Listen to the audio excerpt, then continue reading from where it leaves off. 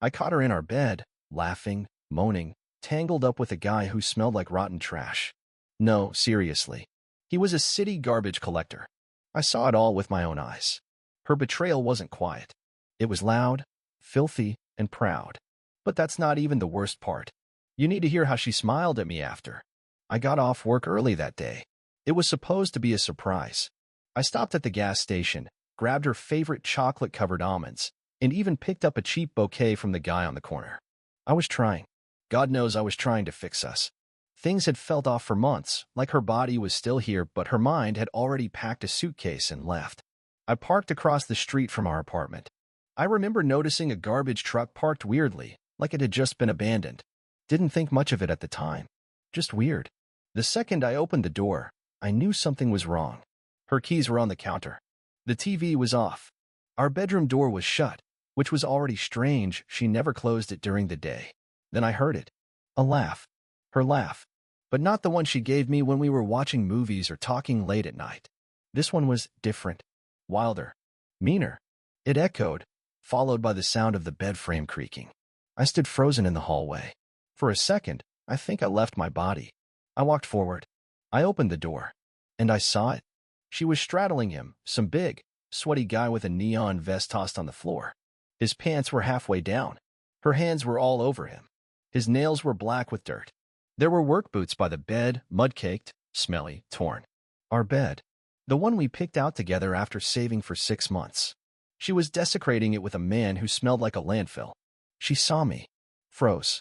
For a second, I thought she'd scream, cry, apologize. But she didn't. She laughed. She looked at me, tilted her head, and said, "Oh, wow.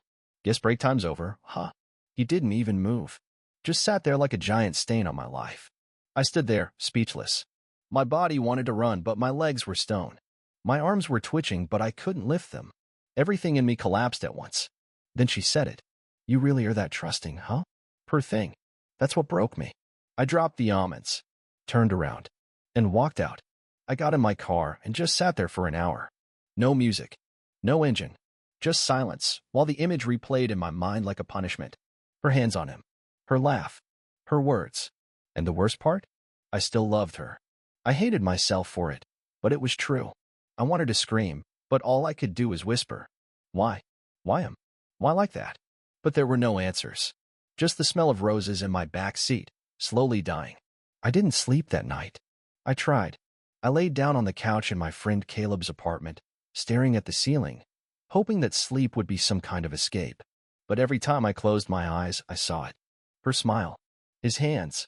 That neon vest on the floor like it belonged there. Caleb asked what happened. I just said she cheated. He nodded, like he'd seen it coming. I hadn't. The next day I drove back. Not to talk. Just to grab clothes and leave. I thought maybe she wouldn't be there. That maybe she'd feel some shame and disappear for a while. I was wrong. She was in the kitchen, eating cereal, wearing my hoodie. She didn't look surprised to see me. Just amused. "Oh, you came back. Didn't think you had it in you." I ignored her. I walked past, straight to the bedroom. Everything looked the same, except the boots were gone. But the sheets were the same. Still wrinkled. Still tainted. I started grabbing my stuff, just the essentials. Clothes. Laptop. Toothbrush. Then I heard her behind me. "You know, if you'd just been more of a man, maybe I wouldn't have needed someone else." I froze. "You think love is enough?" she said. "You with your quiet little routines, your gentle texts, your boring dinners. You're soft." I turned slowly. She was leaning against the doorframe with a spoon in her hand, smirking. She wasn't angry. She was entertained. "You trusted me like a child," she said. It was cute. At first. But eventually it just got pathetic. I didn't respond. I couldn't. My throat was locked. She tilted her head and went in for the kill. "And for the record, he's better than you in every way. Bigger, rougher, and he doesn't ask if I'm okay all the time." That hurt more than I thought words ever could. She wanted to destroy me. Not just betray me, ruin me. Still, I said it. "I was going to forgive you." She laughed. Loud. Cruel. "Of course you were. That's who you are. Weak. Forgiving. Predictable." And then, as I was walking out with my duffel, she whispered something I'll never forget. "I don't regret it." I slammed the door so hard the frame cracked. The next week was a fog. I stayed with Caleb. I cried. I tried to work, but couldn't focus.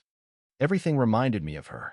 My toothbrush, my ringtone, even the food she used to like.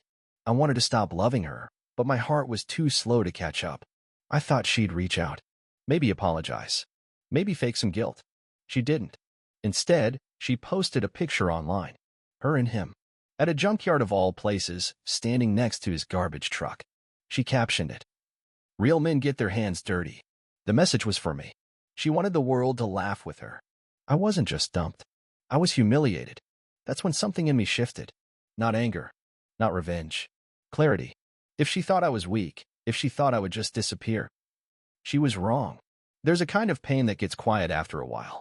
It stops screaming and just sits in your chest like a stone. Heavy, cold, permanent. That's what I carried with me every day for the next 2 weeks. She kept posting pictures of them, her at his place, her wearing his jacket, her riding shotgun in his truck like she belonged there. They weren't hiding anything. She wanted me to see. Every post felt like a slap. I didn't respond, didn't comment, didn't block. I watched, because something in me had clicked. I stopped asking why and started asking how. How do you make someone like her feel what I felt? Not through violence. That's easy and illegal. But there are other ways to make someone pay. Slower, smarter, permanent. I started by listing everything she cared about. Her image, she lived online, liked to be adored. Everything was filtered, perfect. She needed people to think she was special. Her job, she worked for a wedding planning firm. The irony wasn't lost on me. She was their social media girl, always posting romantic captions about commitment and forever love. Her reputation, that mattered most. She was the kind of person who used compliments like currency and collected admirers like trophies. Being adored was her addiction. I wasn't going to touch her physically. I was going to touch what she built.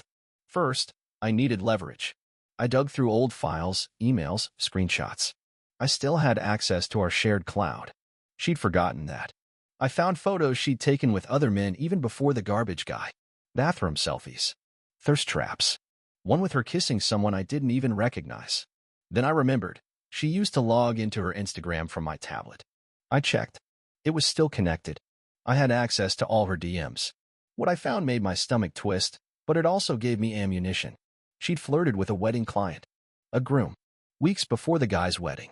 Nothing explicit, but enough. Enough to ruin her. I screenshotted everything. Stored it twice. Once in the cloud. Once offline. Next step, her employer. Her firm had one strict policy: zero inappropriate contact with clients. She'd helped write that policy. I printed out the DMs, highlighted the dates, matched them with her work calendar. It was airtight. But I wasn't done. I found a second account she used, a Finsta, where she posted private rants. She made fun of brides, called them names, laughed about their families, posted behind-the-scenes pictures of broken decorations and blamed clients. It only had 30 followers, mostly her close circle. I took screenshots of everything. She didn't know I knew. She thought I was licking my wounds somewhere, crying into a pillow. She had no idea I was turning her world into glass, one throw away from shattering. But I needed perfect timing. Revenge only works if they see it coming just too late. So I waited. She had a big event coming up, a celebrity wedding. Her name was all over it. She was even going to be interviewed on a local podcast about it. That's when I'd hit. Not before. Let her rise a little higher. Then cut the rope. The day of the wedding came fast. She'd been posting nonstop. Can't wait to show you all the magic we're creating this weekend. Behind the scenes with love and lace. She tagged the venue, the couple, her firm. She looked unstoppable. Until I stopped her. That morning, I mailed 2 manila envelopes. One to her employer, one to the bride. Inside, a printed stack of screenshots, her mocking the bride, calling her insecure and cheap, along with the DM she sent the groom before their engagement party. I didn't include my name. I didn't need to. The evidence spoke for itself. The bride canceled everything. The company panicked.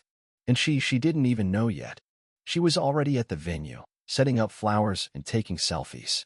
Her story posts kept coming, smile after smile, clueless. I waited until 2:15 p.m. Then I sent the final blow. I messaged the company's main Instagram account. I used a new burner. Simple message. No threats. No drama. Thought you should know what your brand rep is saying behind your clients' backs. See attached. Then I attached the screenshots of her private account, her laughing at the bride's dress, calling the groom a walking beige napkin, and complaining about the smell of poor people's breath at client meetings. By 3 p.m., the account was deleted. By 3:12 p.m., she was fired. I know because someone on the inside told me. She didn't post anything for 6 hours. Unusual for her. At 9:41 p.m., she finally uploaded a story. A black screen. Just one line. Some people are out to ruin me. I smiled. Not some people. Just me. She texted me that night. Did you do something? I didn't answer. She called. I ignored it. Then she sent a voice message. I listened. You think this is revenge? Seriously? You're making it worse for yourself. Everyone's gonna see you for what you are, bitter and broken. You're just proving my point. Still, I said nothing. She'd just lost her job. Her biggest wedding account had dropped the firm, and everyone at her company saw who she really was behind the scenes. Some even unfollowed her that night. But it wasn't about the social fallout. It was about what she felt. Shame. She had no control over the story anymore. Her carefully curated life cracked. Still, I knew this wasn't over. She wasn't the type to fold. And I was right. The next morning, she posted a selfie. Full glam. Full smile. Captioned, "Can't cancel what you can't catch." That's when I realized something. She wasn't just going to survive this. She was going to hit back. Hard. I thought I was ahead. She was jobless. Exposed. Scrambling. I expected silence, maybe tears. But I forgot something critical. She knew who I was at my worst. And she knew exactly where to hit. It started 3 days after she was fired. I came home to find a letter taped to my apartment door. Notice of rent termination. Eviction proceedings will begin in 14 days. What? I called my landlord. He sounded annoyed. I don't like getting calls from reporters, man. I don't know what you're wrapped up in, but it's bad for the building. Reporters? He forwarded me a link. It was a blog post, low-level gossip site. Title: Ex-fiancé goes nuclear after breakup. Sends anonymous hate mail to bride. Gets wedding canceled. There was a blurry picture of me from an old company party. The article said I was bitter, unstable, and had a history of emotional instability and obsessive behavior. None of it was true, but it didn't matter. The timing was perfect. Right after I hit her, she fired back publicly and made it look like I was dangerous. She knew where I lived. She knew who I worked for. And she knew I had no real spine when it came to defending myself in public. Then she upped it. An anonymous email went to HR at my job. Claimed I was harassing women online using burner accounts. Included fabricated screenshots, some of the same ones I'd sent her employer, now doctored to make me look like the aggressor. I was called in. The meeting was short. We're putting you on leave until this is resolved. No one asked if it was true. No one gave me a chance to explain. I walked out of that building with my world spinning. I was broke, jobless, and about to be evicted, all in a matter of 72 hours. I tried to call her. No answer. I sent her one text. Me. What are you doing? She replied 5 minutes later. Her. Cleaning up the trash. She wasn't crying anymore. She was laughing again. That night, I sat in my car. No gas. No money. No plan. Just a bottle of cheap water and a bunch of junk in the passenger seat. My phone was blowing up with messages from old friends, coworkers, people asking, what's going on? But no one asked if I was okay. Not one person. And maybe I didn't deserve to be. Maybe she was right. I was weak. Predictable. Too trusting. Too slow. I let her turn the tables on me. She was winning again. But this time, I wasn't going to cry about it. I just needed to stop thinking like a victim and start thinking like a weapon. I spent that night in my car. No heat. No sleep. Just thoughts. By morning, I had a plan. She had my name. My face. She used the truth I gave her and twisted it into a weapon. But I still had what she feared most, her secrets. Not the ones on social media. The ones she thought I didn't know about. Like her unpaid taxes from the side gigs she never reported. Or the fake business she set up to write off luxury expenses as marketing. Or the PPP loan she filed for during the pandemic under a fake wedding brand. One that didn't even exist. I kept records. I didn't know why back then. Just habit. Screenshots. Bank statements. Copies of filings. I had everything. It was time to stop reacting and start prosecuting. First move, I went to the IRS whistleblower site. Filed everything anonymously. Attached evidence. Gave the timeline. Explained how the fraud worked. If they pursued it, she'd owe back taxes, penalties, maybe even federal charges. Second move, I sent a letter to the bank that handled her PPP loan. Attached documents showing the business didn't exist. The funds went straight to her personal spending. Vacations. Designer bags. One of them still had the tags on when I packed her stuff months ago. Third move, I called in a favor. An old high school classmate, now a junior associate at a mid-sized law firm. We weren't close, but he hated fraud and owed me for covering for him in our senior year. I told him what I had, showed him the fake filings, the email chains. He didn't say much, just nodded. I'll take it from here. Within a week, things started moving. Her accounts were flagged for review. A hold went on one of her cards. Then she posted a story. Can't believe how corrupt banks are. Freezing my account during a client project? Unreal. She was losing her grip, and she didn't know it was me. She thought I was still jobless, desperate, broken. And to be fair, I was all those things. But I also had something she didn't. Patience. I wasn't rushing this. I didn't need applause. I wanted silence. The kind that comes when someone realizes the walls are closing in. She sent me one last message that week. You're pathetic. You'll never get back what I took. And that's when I smiled. Because I already had. Not money. Not reputation. Power. She didn't know what I'd do next. And that's exactly how I wanted it. Just when I thought I had her cornered, she reminded me what she was capable of. I got a call from Caleb, my only friend still speaking to me. Hey, man, something happened. What? There's a post. On the neighborhood page. About you. I didn't even finish the call. I pulled it up myself. There it was. Warning, man posing as a victim, harassment alert. She'd posted it using a burner profile, but the writing was hers. I knew her tone like my own heartbeat. She accused me of stalking her. Said I'd shown up to her workplace multiple times. She didn't have one anymore. Claimed I had hacked her social accounts. I hadn't. And worst of all, said I was unstable and dangerous. She didn't name me directly. She didn't have to. There was a photo attached. Of me. Sitting in my car across the street from our old apartment building. A place I used to live. She captioned it. He still comes here. And that's when the real damage started. My landlord didn't just threaten eviction now. He went through with it. I had 6 days to get out. I tried explaining. No one listened. She'd poisoned the well. Even my cousin, who'd offered me a couch if things got worse, texted me the next day. Sorry, man. My girlfriend's uncomfortable with everything going on. I can't have you stay here right now.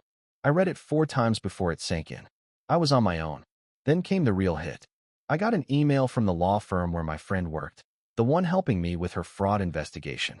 Not from him. From their HR department. Due to a personal conflict of interest and recent online allegations concerning your conduct, we are terminating all communications and involvement in this matter. Translation? She found out, and she made it known that helping me would come with consequences. I was cut off. No place to stay. No job. No help. She'd taken my life and folded it in half. And now she was daring me to make the next move. That night, I slept in the back of my car again. But this time, it wasn't a choice. It was all I had. I stared at the ceiling through the windshield, watching the streetlight flicker above me. My phone battery was dying. I had 7% left. Then it buzzed. One message. From her. This is where you belong. That line. That broke me in a different way. Not because she was right, but because for a second, I almost believed her. Almost. I didn't sleep that night. I just lay there in the back seat, gripping the steering wheel like it was the only thing keeping me tied to the world. Her last message haunted me. This is where you belong. That's when I realized something. She wanted me to lose. Not just the job, the home, the reputation me. She wanted me to believe I deserved all of it. So I got up. I charged my phone at a gas station, bought a cheap notebook and a pen, and I made a list. A real plan. No emotion. No improvisation. No more flinching. I had one thing she never did. Documentation. Everything she ever sent me. Said to me. Confessed to me. I still had it. Audio recordings. Screenshots. Bank statements. Voice notes. The mistake she made was thinking I'd always be passive. She never thought I'd weaponize the truth. Step 1. Expose her fake business to the right people. I found 2 wedding vendors she stiffed on payments last year, florist and photographer. She ghosted them, claimed they got the date wrong, and refused to pay. I sent them full PDF files, receipts, texts, proof she lied. They were furious. Both filed claims against her in small claims court. Step 2. Revisit the PPP fraud. Remember the shell company? I found a real estate podcast that had been burned by someone just like her, took sponsorship money, never delivered content. I messaged them, gave them everything, told them she might be using the same fake business name to get at deals. They ran a special episode about wedding scammers using real examples. Didn't name her. But her email inbox exploded the next day. Step 3. Her influencer contract. Months ago, she signed with a local skincare brand. She used their product in posts, tagged them in reels. Got free stuff. I sent the CEO an anonymous message. Attached photos of her mocking their packaging in private chats. This junk smells like glue. I only wear it when they pay me. I got a reply 48 hours later. We appreciate your tip. That ambassador is no longer affiliated with our brand. I was patient. I let the pieces fall slowly. By the end of the week, her post changed. Less glam, more vague quotes. One black and white selfie with the caption, "People only love you when you're useful." She was spiraling. Then, late one night, she cracked. She called me. I let it ring. She called again. Then a third time. Then she sent a voice note. "Okay, you win. I don't know how, but you win. I've lost everything. I hope you're proud of yourself." No tears. No apology. Just venom. I saved the message. She thought the war was over. She didn't know I was just getting started. I thought I had her. But I underestimated how far she'd go. She vanished for a few days. No posts. No texts. Total blackout. I thought maybe she was regrouping. Maybe defeated. Then I got the call. From a blocked number. "Is this Mr. Carter?" "Yes. This is Officer Graham with the precinct. You've been named in a harassment complaint. We'd like to ask you a few questions." I froze. She did it. She went to the police. She filed a report claiming I was stalking her, tampering with her online accounts, threatening her reputation. She even said I'd been following her physically, which I hadn't. Not once. But she had one thing I didn't. Presence. She showed up at the station. Makeup perfect. Voice trembling. Said she was afraid for her safety. They believed her. I was brought in the next morning for a statement. They weren't aggressive, just cautious. But I could tell they'd already formed a picture. I was the bitter ex. The unstable one. The man who couldn't let go. I denied everything. Gave them facts. Told them she was manipulating the system. But without hard proof? It was just my word. I left with a warning. Stay away from her. No contact. Not even online. She boxed me in. And she wasn't done. The gossip blog that started it all? She fed them a news story. Exclusive. Man who sabotaged bride now under investigation. This time they did name me. Used my photo. Linked to old college blog posts I wrote. Took things out of context. Made me look like a bitter control freak with a history of fragile masculinity. People started commenting. Some believed her. Some didn't. But enough did that I felt it. The shift. My name wasn't just attached to pain anymore. It was attached to danger. My old job sent a final email. "We regret to inform you." Gone. Completely. She'd done it. She flipped the board. Now I looked like the villain. And then came the worst part. She posted a photo. Back in a fancy dress. On the arm of some new guy. Not the garbage guy. Someone cleaner. Dressed in a suit. Smiling. Caption. "When men lead with respect, not revenge." It went viral. The comments praised her. Called her resilient, a survivor, glowing through the storm. And just like that, she was the hero. I sat on the curb outside a grocery store reading every comment, one by one. My hands were shaking. She'd won.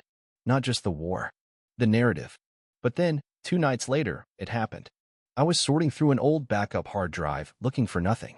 Just killing time. And I found it. An accident, really. An audio file. I didn't remember saving it. But when I hit play, I recognized the voices. Her voice. And a name. The man in the photo next to her. Not her new boyfriend. Her new Mark. And in that audio, she was laughing. Talking to a friend. Saying exactly how she planned to use him. Why he'd be perfect to rebuild her image. And how he'd never be smart enough to figure it out. She called him a walking donation with a jawline. And then she said something else. Something that made me sit up straight. I just have to keep him around long enough to get what I need. Then I'll let him think it was his fault when it ends. That was the new guy. Her clean image. Her redemption arc. I had the recording. I had everything. I didn't sleep that night. I sat in the dark, replaying the recording over and over. Her voice, her plan, the cruelty in her tone. There was no doubt it was her. No edits, no excuses. This wasn't revenge anymore. It was evidence. I could send it to the police, the blog, her new boyfriend, the sponsors she was trying to win back, the company she was tagging in her come-up photos. With that one file, I could burn her entire world down. But I didn't act right away. I waited 3 days. I wanted her to feel calm again. Safe. Triumphant. Then I uploaded the audio to a private cloud folder. I labeled it with her name. I created an anonymous email. No threats. No message. Just the link. And I sent it. To her.